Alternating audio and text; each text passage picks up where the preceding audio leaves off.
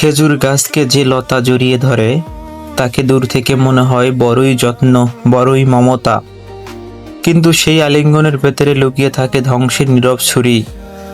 লতাটা উপরে উঠতে থাকে আর খেজুর গাছের শক্তি, রস, প্রাণ সবটুকু চুষে নেয় নিঃশব্দে।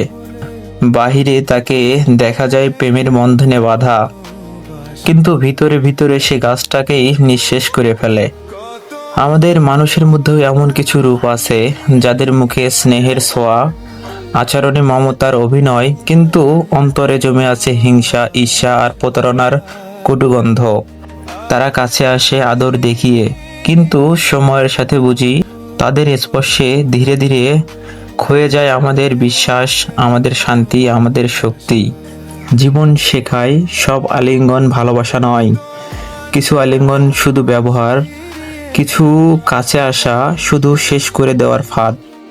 তাই মানুষ চিনতে হলে মুখ নয়, দেখতে হয় অন্তরের ছায়া।